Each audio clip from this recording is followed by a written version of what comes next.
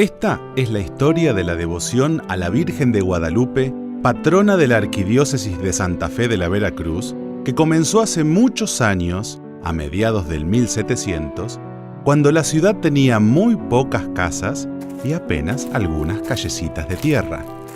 En un gran terreno, cerca de la Laguna Grande, que hoy conocemos como Laguna Setúbal, vivía la familia González de Setúbal.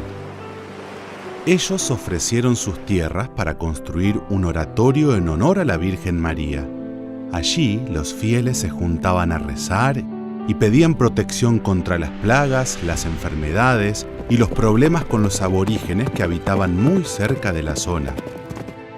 En esa misma época, en una iglesia de la ciudad de Santa Fe, vivían los padres mercedarios, quienes tenían devoción por la Virgen de la Merced.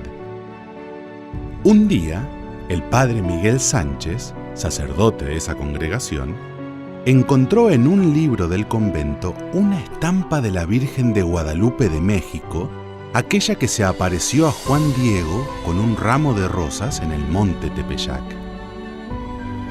El padre Miguel tomó la estampa en sus manos con mucha emoción y enseguida pensó que sería muy lindo enmarcarla para hacerla conocer.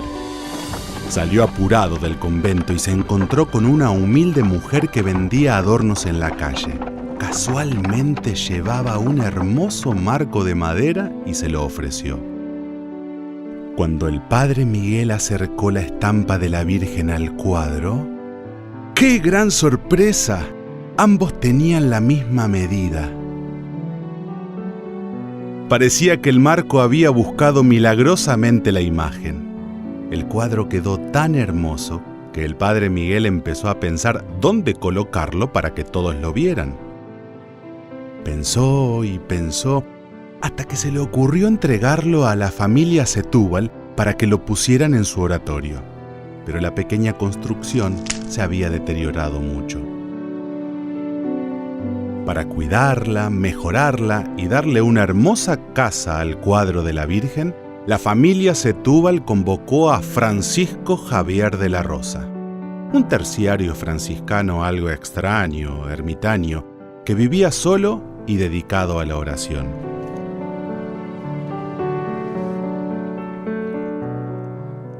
Francisco Javier era considerado un hombre de bien por los vecinos. Aceptó el encargo que se le hizo y se quedó a vivir en el oratorio para arreglarlo. Él sabía hacer muchas cosas. Le gustaba pintar, escribir, cuidar las plantas, hacer trabajos de carpintería y casualmente sabía también fabricar campanas y cencerros para las iglesias. Pero al ver el oratorio tan abandonado, consideró que lo mejor sería hacer una capilla nueva. Y así puso manos a la obra para empezar a construirlo. Con mucho entusiasmo preparó planos, ladrillos y baldosas para el piso. La nueva capilla se empezó a levantar el 4 de octubre de 1779. Y no fue por casualidad. Ese día celebramos la festividad de San Francisco de Asís. Javier de la Rosa era terciario franciscano y muy devoto del santo. Por eso eligió esa fecha para iniciar la edificación. El trabajo no era nada fácil.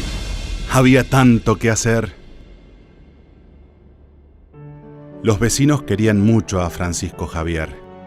Lo visitaban, lo alentaban y lo consideraban un santo. Además de edificar paredes, techos, pisos y columnas, él construyó un altar de madera con adornos dorados. Una obra preciosa que lamentablemente se destruyó en un incendio accidental en 1913.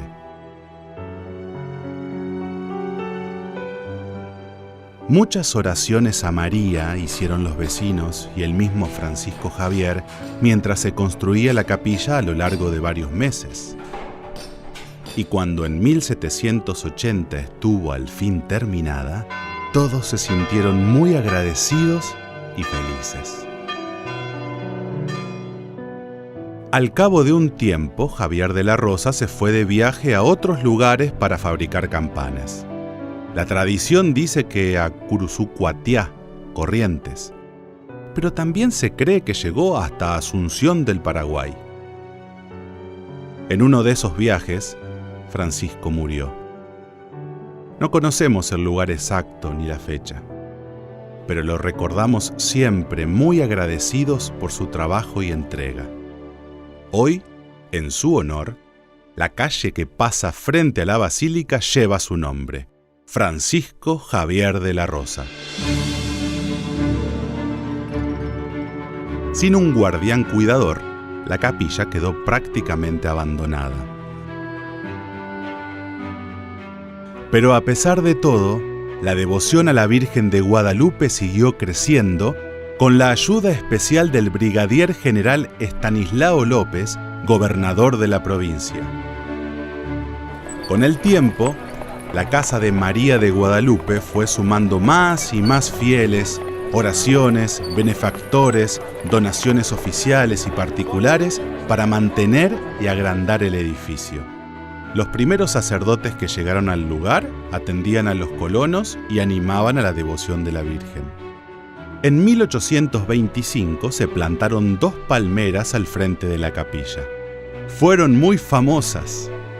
Una de ellas se secó a causa de las hormigas, pero la otra creció y creció hasta que fue derribada por una tormenta en 1983. Vivió más de 100 años custodiando a la Virgen.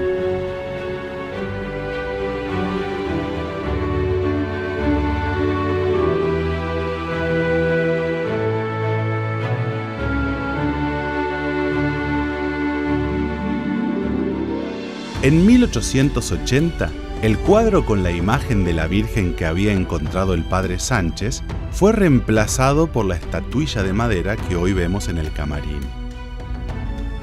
La fiesta de Guadalupe se celebraba en verano con una gran peregrinación que se volvió tradición.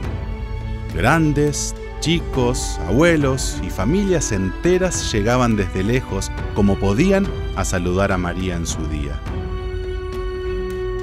Pero el calor y los caminos polvorientos complicaban mucho la celebración. Por eso, Monseñor José María Gelabert y Crespo solicitó al Vaticano trasladar la fecha de la fiesta al tercer domingo de Pascua. Y así fue todo mejor. En otoño no hacía tanto calor y los fieles podían llegar caminando en procesión, dispuestos a participar de la celebración de la misa y del sacramento de la reconciliación al menos una vez al año.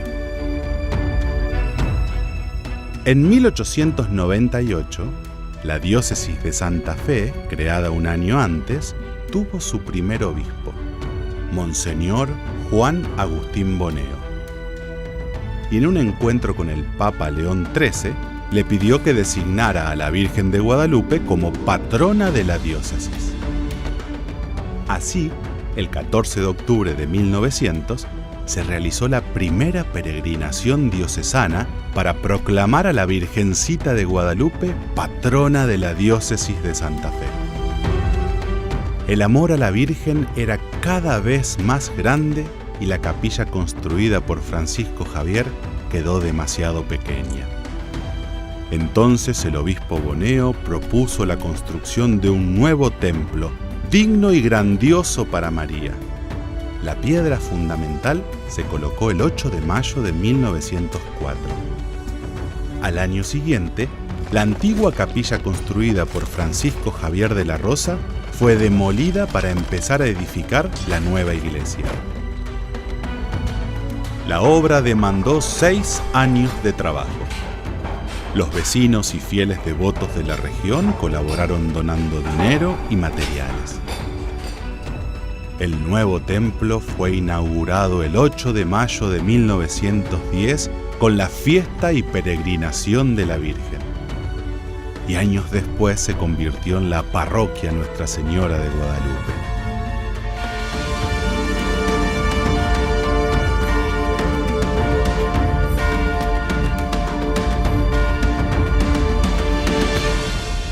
El 22 de abril de 1928, Por pedido de Monseñor Boneo, se celebró la coronación pontificia de María de Guadalupe en honor a los milagros otorgados al pueblo peregrino.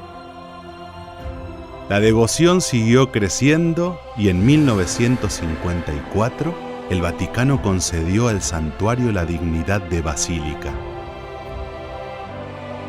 Y así fue como la Virgen de Guadalupe llegó a tener su hermosa iglesia. Un cofre de luz que cobija la fe y la devoción depositada por los feligreses al pie del altar.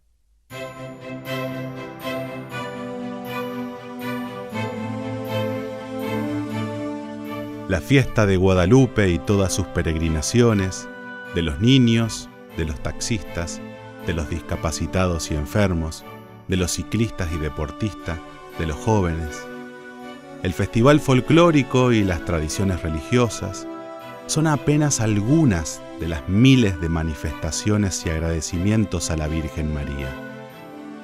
Porque el amor de nuestra Madre de Guadalupe es infinito, no se acaba nunca. Y hoy nos toca a nosotros cuidarlo, compartirlo y hacerlo conocer.